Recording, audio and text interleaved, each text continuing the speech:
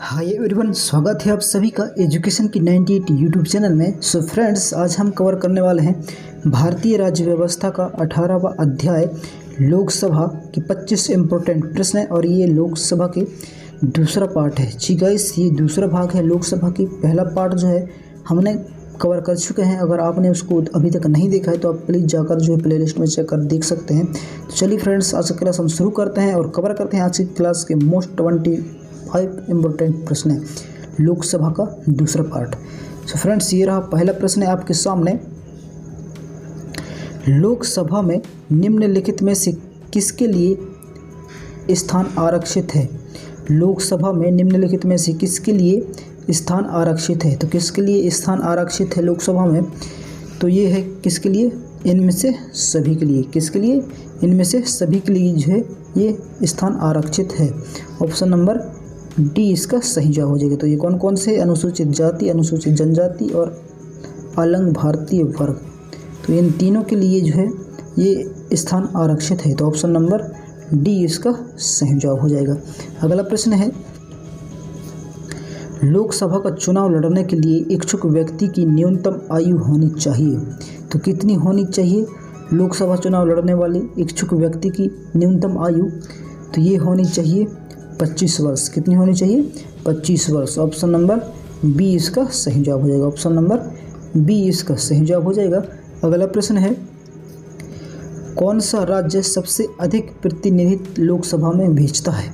कौन सा राज्य सबसे अधिक प्रतिनिधि लोकसभा में भेजता है? तो कौन सा राज्य सबसे अधिक प्रतिनिधि लोकसभा में भेजता है? तो ये भेजता है उत्तर प्रदेश। कौन भेजता है? Uttar Pradesh. Option number D इसका सही जवाब हो जाएगा। ऑप्शन नंबर डी इसका सही जवाब हो जाएगा। अगला प्रश्न है, किस राज्य का लोकसभा एवं राज्यसभा में प्रतिनिधित्व सबसे अधिक है? सबसे अधिक है। किस राज्य का लोकसभा एवं राज्यसभा में प्रतिनिधित्व सबसे अधिक है? तो किस राज्य का है? तो ये है उत्तर प्रदेश का। किसके? उत्तर प्रदेश का। ऑप्शन नंबर ए इसका सही जवाब हो जाएगा। ऑप्शन नंबर ए इसका सही जवाब हो जाएगा। अगला प्रश्न है, झारखंड क्षेत्र से लोकसभा के सदस्यों की कुल संख्या है। झारखंड क्षेत्र से लोकसभा के सदस्यों की कुल संख्या है। तो कितनी है कुल संख्या? तो ये है 14। कितनी है?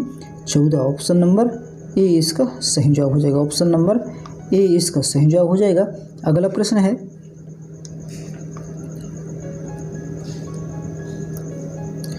निम्नलिखित में से राज्यों के किस युग्म को लोकसभा में समान सीटें प्राप्त हैं?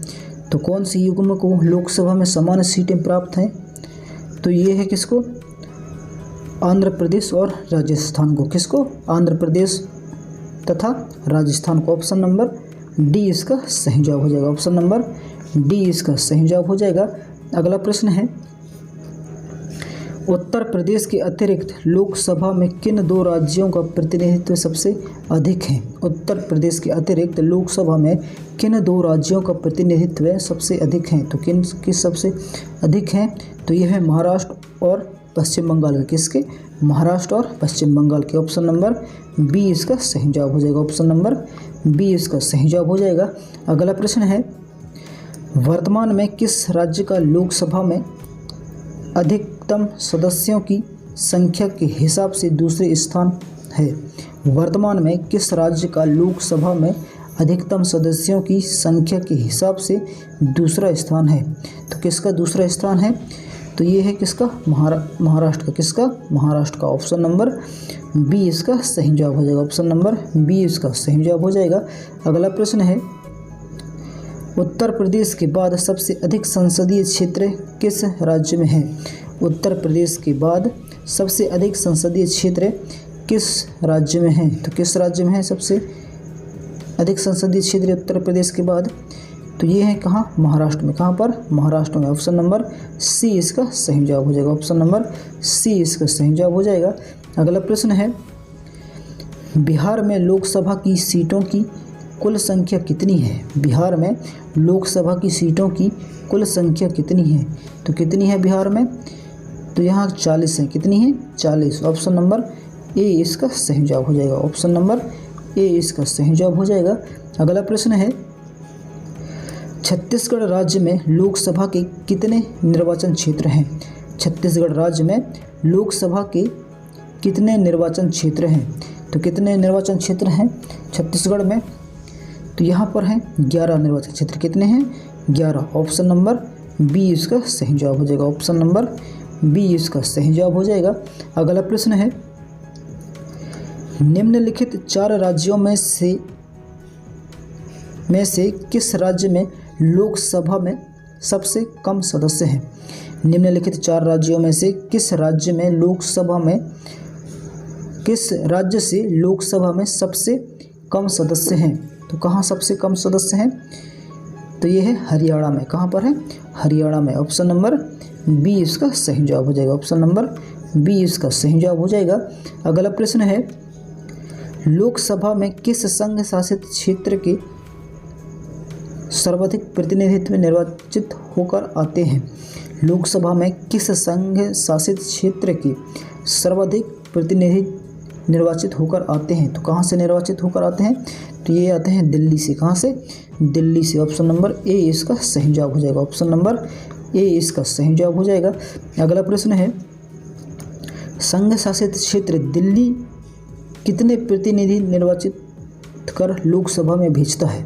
संघ शासित क्षेत्र दिल्ली कितने प्रतिनिधि निर्वाचित कर लोकसभा में भेजता है?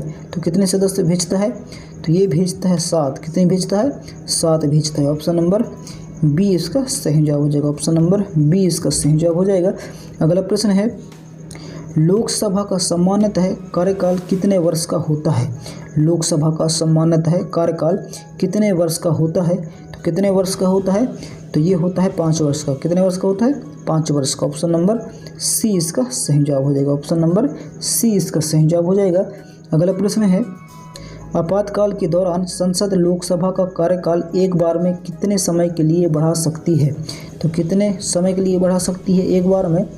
तो ये बढ़ा सकती है 1 वर्ष के लिए। कितने वर्ष के लिए बढ़ा सकती है? 1 वर्ष के लिए। ऑप्शन नंबर बी इसका सही जवाब हो जाएगा। ऑप्शन नंबर बी इसका सही जवाब हो जाएगा। अगला प्रश्न है, लोकसभा के किसी सदस्य की सदस्यता कितने दिनों तक लगातार अनुपस्थित रहने पर समाप्त हो जाती है? तो कितने दिनों तक लगातार अनुपस्थित रहने पर समाप्त हो जाती है? तो ये है 2 माह तक। कब तक? 2 माह तक। ऑप्शन नंबर ए इसका सही जवाब हो जाएगा। ऑप्शन नंबर ए इसका सही जवाब हो जाएगा। अगला प्रश्न है, संसद सदस्यों को प्रति माह वेतन के रूप में कितना रुपया प्राप्त होता है? संसद सदस्यों को प्रति माह वेतन के रूप में कितना रुपया प्राप्त होता है? तो कितना रुपये प्राप्त होता है? तो ये होता है 1 लाख रुपये। कितना प्राप्त होता है? 1 लाख रुपये। ऑप्शन नंबर डी इसका सही जवाब हो जाएगा। ऑप्शन नंबर डी इसका सही जवाब हो जाएगा। अगला प्रश्न है, लोकसभा सदस्य अपना त्यागपत्र किसको देता है? लोकसभा सदस्य अपना त्यागपत्र किसको देता है? तो किसको देता है अपना त्यागपत्र? तो ये देता है लोकसभा अध्यक्ष को। किसको देता है? लोकसभा अध्यक्ष को देता है। ऑप्शन नंबर सी इसका सही जवाब हो जाएगा। ऑप्शन नंबर सी इसका सही जवाब हो जाएगा। अगला प्रश्न है, किस वर्ष से भूतपूर्व संसद सदस्यों के लिए पेंशन की व्यवस्था लागू की गई? किस वर्ष से भूतपूर्व संसद सदस्यों के लिए पेंशन की व्यवस्था लागू की गई है? तो किस वर्ष से लागू की गई है? तो ये की गई है 1976 ईसा से। कब से? 1976 ईसा से। ऑप्शन नंबर सी इसका सही जवाब हो जाएगा। ऑप्शन नंबर सी इसका सही जवाब हो जाएगा। अगला प्रश्न है, लोकसभा की बैठक की अंतिम तिथि तथा दूसरी बैठक की प्रथम तिथि के बीच कितने समय से अधिक का अंतराल नहीं होनी चाहिए? तो कितने की अंतराल नहीं होनी चाहिए? तो ये है 6 माह की से अधिक का अंतराल नहीं होना चाहिए। ऑप्शन नंबर डी इसका सही जवाब हो जाएगा। ऑप्शन नंबर डी इसका सही जवाब हो जाएगा।